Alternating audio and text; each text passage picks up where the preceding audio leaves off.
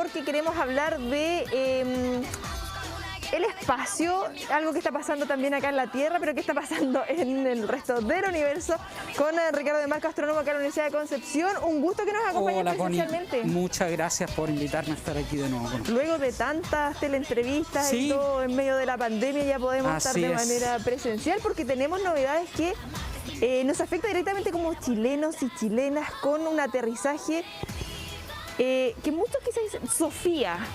¿Qué es Sofía? Sofía, sí, es algo bien particular. Sofía es un observatorio astronómico, pero que está dentro de un avión.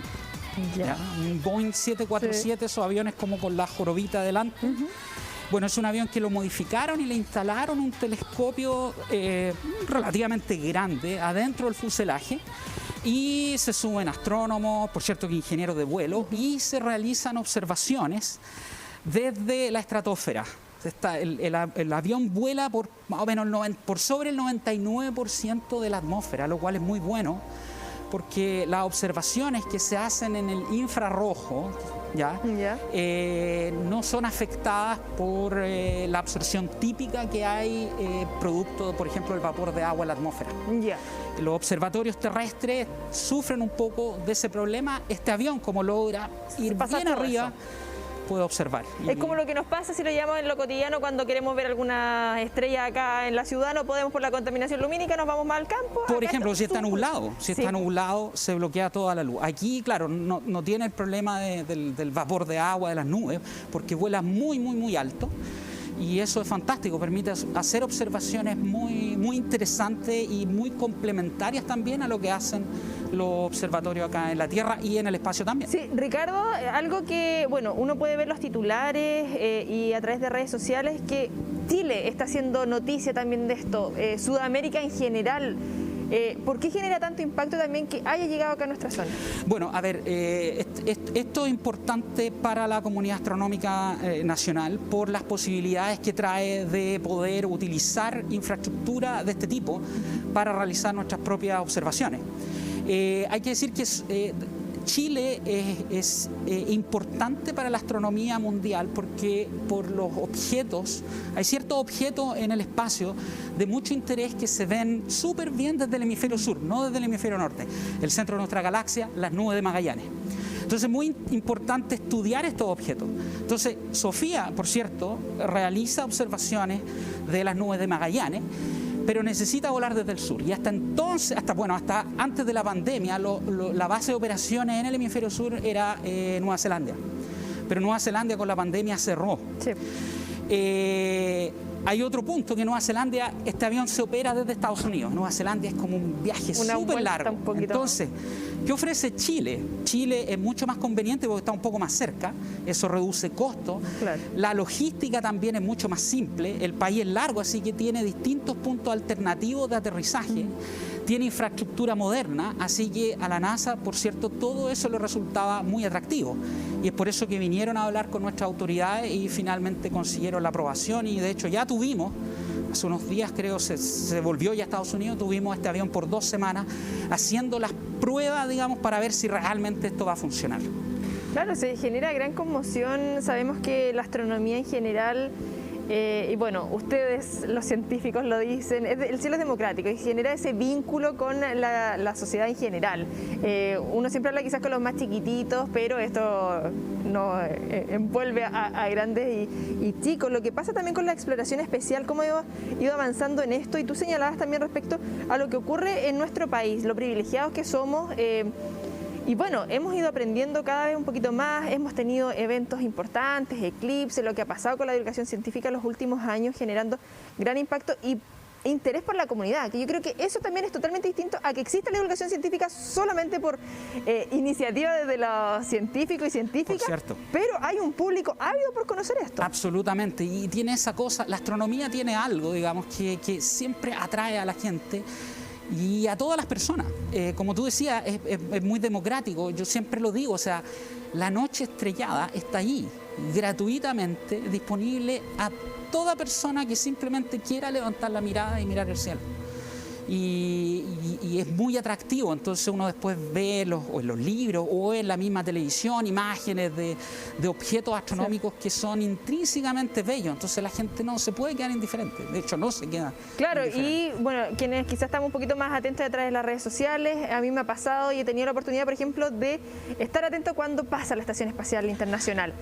Claro, uno ahí apenas con el teléfono poco y nada que agarra, pero genera emoción también saber eso y entre comillas formar parte también de ese proceso y de todo lo que se está avanzando en esa materia. Por supuesto, bueno, la Estación Espacial, ya que toca el tema, claro, hay mucha gente que le gusta y se prepara para poder ver el pasaje, digamos, de la Estación Espacial. Es interesante tener presente que ese es un laboratorio donde se está realizando investigación activamente en el espacio, con el objetivo de aprender, entre muchas otras cosas, cómo funciona el cuerpo humano en estadías prolongadas en el espacio. ¿Qué se puede hacer, por ejemplo, a nivel de fabricar nuestra propia comida o plantas que son muy necesarias? Y todo eso tiene como objetivo empezar ya a prepararnos para el día en que nosotros como especie a lo mejor empecemos a habitar la Luna, por cierto que Marte. ¿Ya? Entonces ese laboratorio es como ese primer paso muy necesario para poder proyectarnos como seres humanos, como especie, más allá de nuestra cuna que es la Tierra. Claro, todo lo que se va avanzando, muchas veces uno se queda, bueno, hablábamos de Sofía que genera impacto y mayor interés porque, bueno, nombran Chile y algo como propio de estar ahí atento a lo que ocurre con nuestro país, pero estos avances, no sé, esto es una opinión muy personal, Ricardo, no sé si en el último tiempo hemos tenido más avances o será que tenemos más acceso a la información o que la gente está más interesada en esto, pero hay mayor visibilidad respecto a todo lo que está pasando, por ejemplo, con la Estación Espacial Internacional, con el aterrizaje de Sofía, como que estamos ahí en la boca de todos. Hay una mezcla ahí de cosas, porque obviamente que la investigación astronómica no se detiene y siempre progresivamente cada vez hay más avances, cosas nuevas que aprendemos, desafíos nuevos que se nos presentan y es por eso que estamos pensando ahora y se están empezando a construir telescopios mucho más grandes de lo que ya existen. De los 3 más grandes del mundo, 2 van a estar acá en nuestro país. Pero es cierto que también hay mayor acceso a la información. Entonces, y como te digo, o sea, la gente no se queda indiferente. Entonces, hay más interés, como que todo se calza ahí, es como una bola de nieve que empieza a caer y empieza a agrandarse. Eso es súper entretenido. Uno que trabaja en astronomía, digamos, es fantástico que haya tanto interés por la gente y uno se entusiasma también. Y lo que conocemos realmente en la exploración espacial, bueno, yo igual soy un poquito más ligada a esto, tengo algunos libros y voy curioseando, pero conocemos un porcentaje mínimo de lo que hay afuera respecto a lo que podríamos estar llegando y lo que se quiere lograr también con estos telescopios. Tú señalabas, vamos a tener 2 acá en nuestro país. Estamos también formando parte, digo patuamente, pero nos sumamos también como ciudadanos a esto, pero científicos, científicas de nuestro país también tienen la oportunidad de formar parte de estos descubrimientos que esto es un impacto mundial, o sea, empezar a entender también el impacto que tiene esto en la sociedad en general, no solamente a nosotros, porque a veces pensamos ya como chilenos, oye, ¿qué pasa en Estados Unidos? Pero esto es para todos. Es que lo que pasa es que la astronomía como disciplina profesional, como la manera en que uno lo trabaja, es algo muy colaborativo y resulta que las preguntas que hay que responder empiezan a ser tan grandes y se requiere tecnología e infraestructura tan grande que ya no lo pueden hacer muy poquitas personas.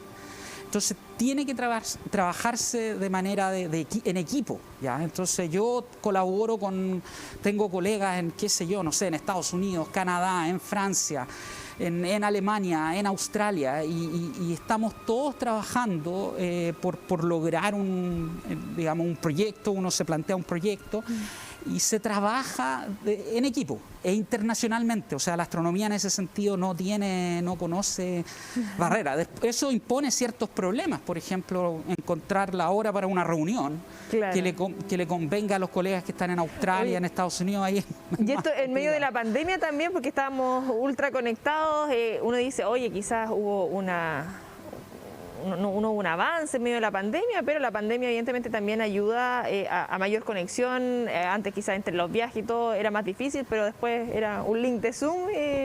Bueno, justamente eso es algo muy interesante lo que tú planteas, porque la gente descubrió todo esto del Zoom, de las redes sociales para comunicarse.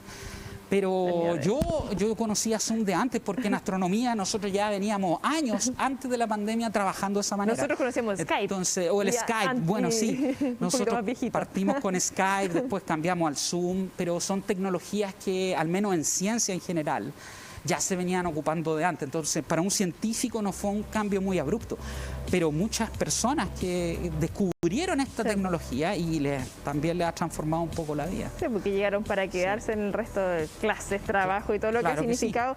Lo que se ha descubierto en estos últimos tiempos, en general, cómo va avanzando, porque si bien me imagino, hay entre la comunidad científica, evidentemente entre papers y todo lo que se va dando, pero lo que llega directamente a la comunidad.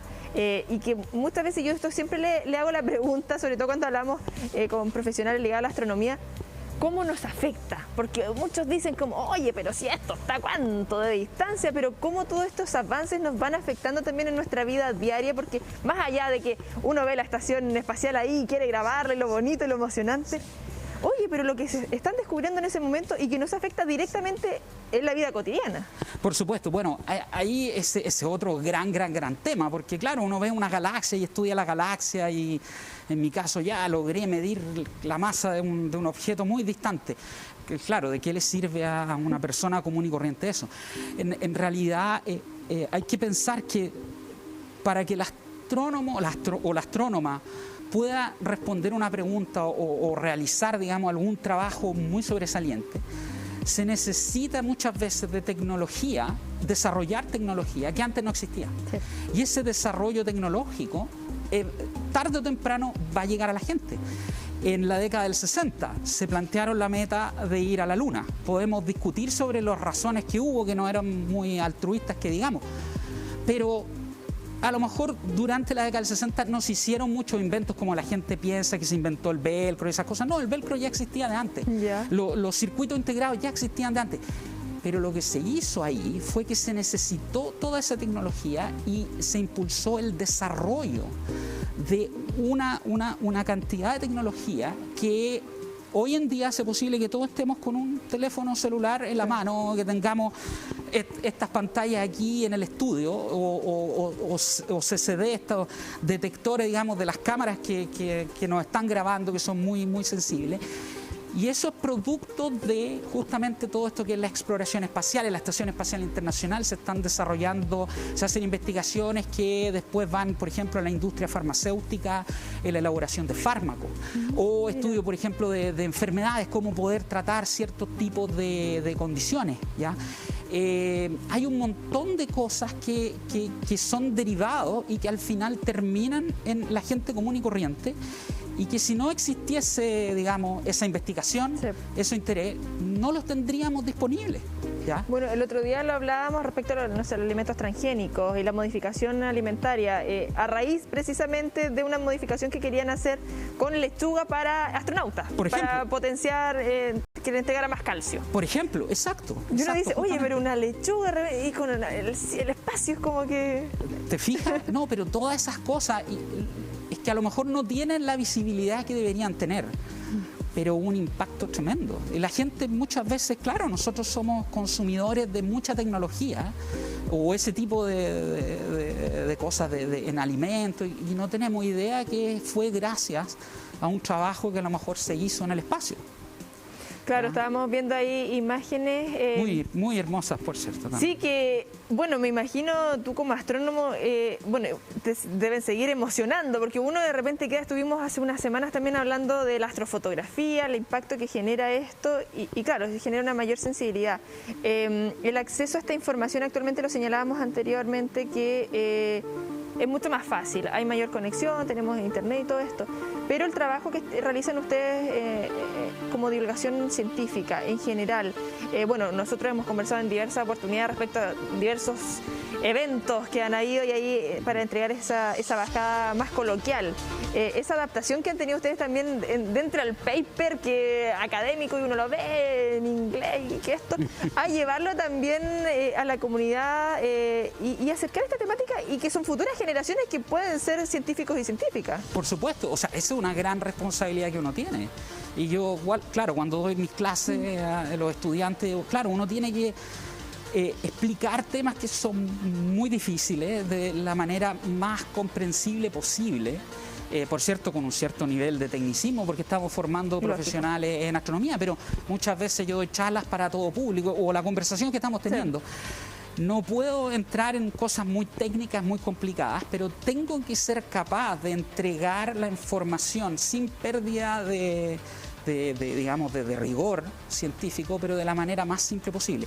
Y ahí, claro, uno tiene que hacer el esfuerzo, no es fácil, ¿eh? ¿Cómo puedo explicar con peras y manzana a lo mejor cómo funciona un agujero negro supermasivo? Se puede, no puede no ser tan simple, pero se puede. Y eso es parte de nuestra obligación también como científicos, mostrarle a la gente que la ciencia es tremendamente fundamental y es súper entretenida. No es algo distante, aburrido o árido. No, la ciencia realmente es un juego donde estamos jugando a entender cómo funciona la naturaleza.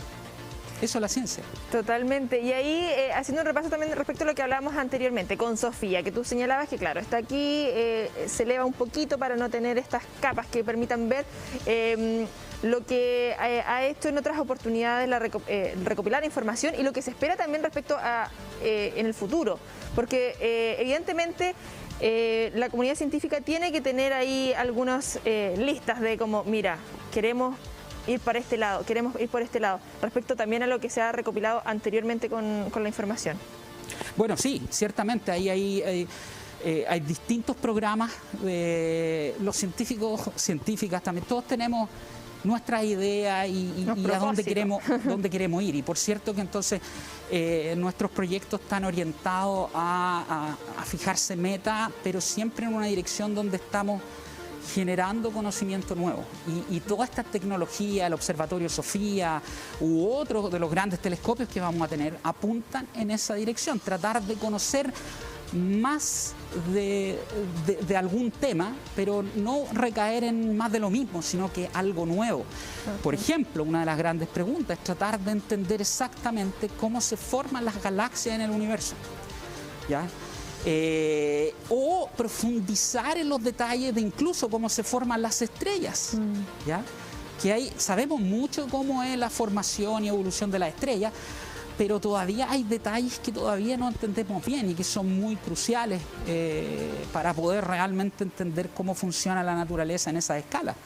Entonces, ¿cómo podemos observar la formación estelar? Necesitamos utilizar, por ejemplo, hacer observaciones en el infrarrojo. Y Sofía justamente observa en esos rangos de energía, luz en esos rangos de energía. Entonces es una instalación, una oportunidad ahí fantástica que ahora se viene para poder realizar observaciones que apunten en esa dirección. Sí, y a raíz de eso mismo, el día de ayer a mí me generaba curiosidad porque muchas personas esperando anuncios de la NASA. Y uno dice, oye, pero ¿qué está pasando? Así que de hecho como que yo compartí el tweet y dije, oye, sí, se vienen cosas, ahí se vienen sorpresas.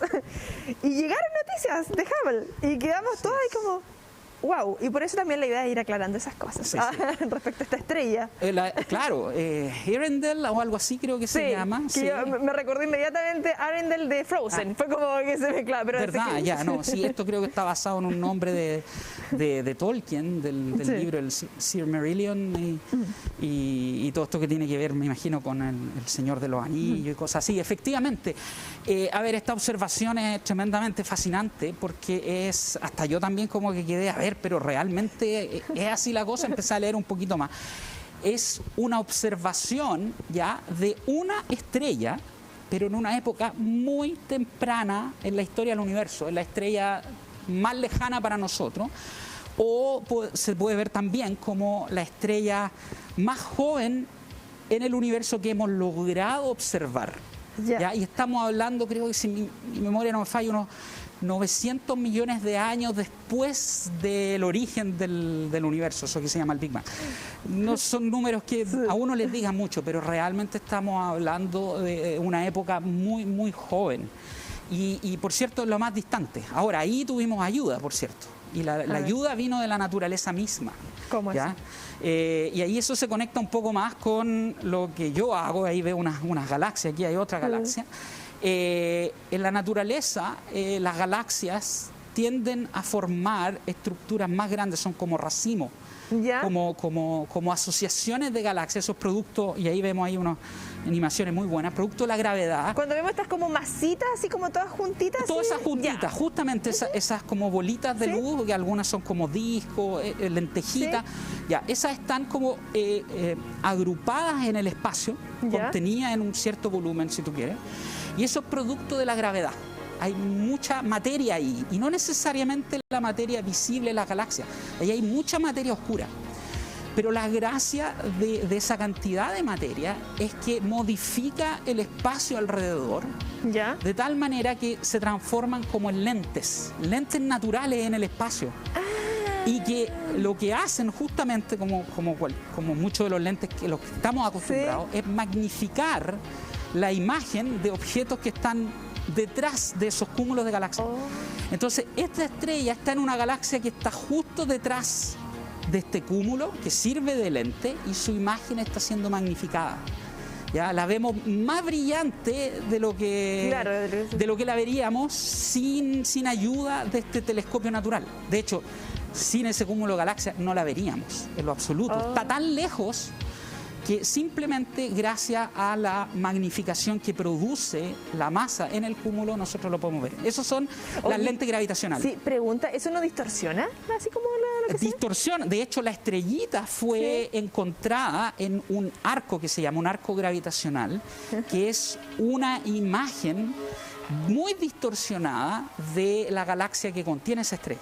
Sí, porque pienso, llevándolo así, no sé, por ejemplo, uno está con una lupa y lo pone el objeto lejos, como que se distorsiona, porque al final si uno pone la lupita más cerca de la... Bueno, ahí justamente tenemos un poco el efecto de lupa, efectivamente. Entonces, esta distorsión magnifica la luz del objeto que está siendo distorsionado. Y aparece... Ahí, justamente por ahí está la estrellita que está ahí, justamente. Entonces, esa luz de esa estrella es magnificada por el efecto de esta lente gravitacional. ¿Ya? Y es muy interesante porque lograron determinar, ahí se ven otros dos puntitos de luz al lado, que son cúmulos de estrellas, dentro de esa galaxia. Pero esa es, aquí está, esa es una estrella. Lograron determinar a partir de la cantidad de luz que viene ahí, más o menos cuánto es la masa.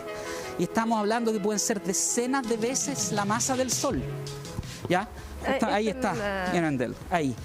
Decenas de veces la masa del Sol. ¿Ya? Y no tiene la masa entonces de los cúmulos de estrellas que se ven aquí a eso cómo nos va cambiando el panorama también respecto a lo que conocíamos con el resto de la estrella. Con respecto, a esa estrella en particular. Claro, y en comparación con la otra estrella. A ver, eso es súper interesante. Primero, esta observación abre las puertas para que este nuevo telescopio, el James Webb, que está allá ahí preparándose para observar, ciertamente va a ser apuntado a esa estrella. ¿Por qué? Porque esa estrella está en una época muy temprana en el universo, ¿ya? Donde las estrellas en esa época son muy, muy, muy grandes. Son mucho más grandes que las estrellas que nacen hoy en día.